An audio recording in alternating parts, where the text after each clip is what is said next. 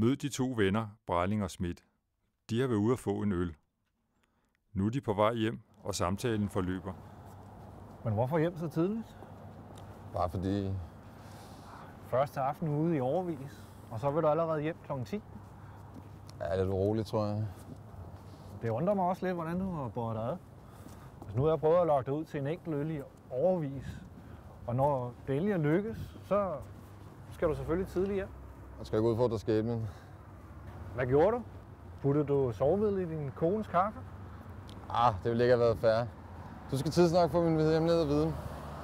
Du må undskylde, jeg siger det lige ud. Jeg synes, du har været meget tålmodig med hende. Sådan som jeg ser det, så ender det ægteskab med at tage livet af dig. Så slemt er det vel ikke. Jeg har hørt der rygterne om dengang, hun tvang dig til at gifte dig med hende. Lige efter gymnasiet, da du skulle ud og se den store verden. Om hvordan hun rev sit tøj i stykker og ulede håret og truede med at melde dig til politiet, hvis ikke du giftede dig med hende. Du elsker hende ikke engang. Det er da ikke fair. Og nu er det 10 år siden. Det skal også alt sammen ændre sig. Nu skal du se, hvad jeg har købt. Tager afsted om en uge. Hvor fedt. Det har du virkelig også fortjent.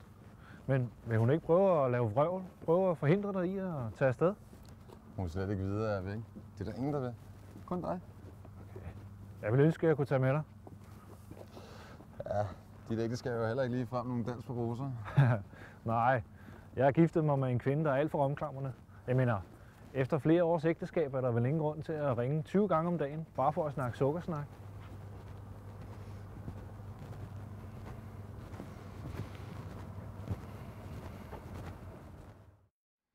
De to venner når frem til Brejlings hus, hvor Brejling er meget opsat på at afsløre sin hemmelighed for Schmidt.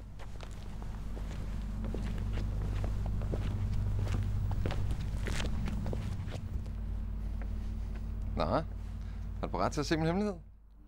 Er du sikker på, at du vil afsløre den? Ja. Se det her. Hvad? Men det er jo dig. Shh, ikke så højt.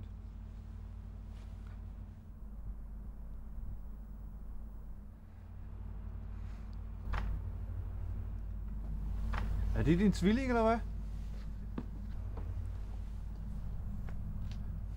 Det har du ellers aldrig sagt. Det er noget helt andet. Prøv at gå over og lægge dit øre til hans bryst.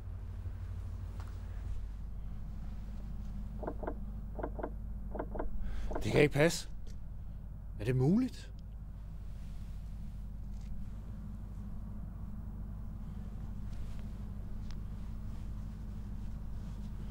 Hvor længe har du haft ham?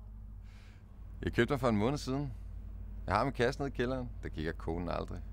Når alt kommer til alt, vil jeg bare have derhjemme. Det har jo egentlig været hele aften. Samme ved at være, når en vis herre tager afsted på første klasse. Og når jeg så kommer tilbage, så putter jeg ham bare i kassen igen. Utroligt. Kan den godt gå så lang tid uden vedligeholdelse? Sagtens. Han kan klare sig et halvt år, hvis han vil. Han både sover og spiser. Han sveder. Håret, det gror. Så er det da godt af min kone, mens jeg er væk, ikke? Din kone er ganske sød. Jeg er blevet helt glad for hende. Hvor længe har det firma eksisteret? 2 år nu. Hemmeligt. Så kunne jeg måske også, så kunne jeg også få en. Kan du ikke fortælle mig, hvordan? Kan du ikke give mig adressen? Jo, jeg kan maile den til dig, men så skal det også blive mellem os to. Det ville være super. Altså, min kone er meget glad for mig, og jeg elsker også hende. Men du kender det der gamle digt der, Love will fly if held too lightly. Love will die if held too tightly. Nå, men jeg sender adressen til dig. Men lov mig lige, du kigger forbi, så konen ikke falder mistanke. Det skal ske. God tur. Nyd det nu. Farvel. Okay.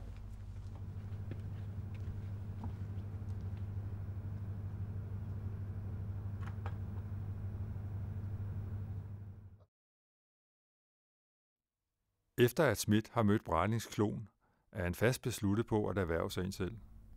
Da han når hjem, finder han sin opsparing frem. Men der er noget, der ikke er, som det burde være.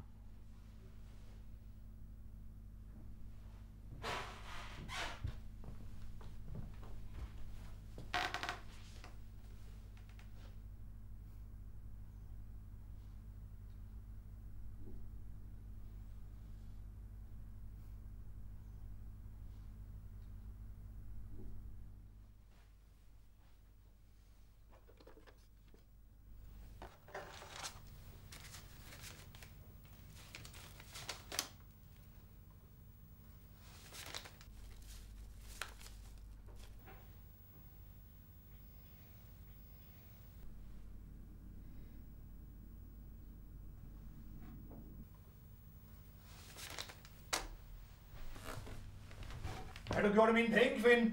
Hvor er mine penge?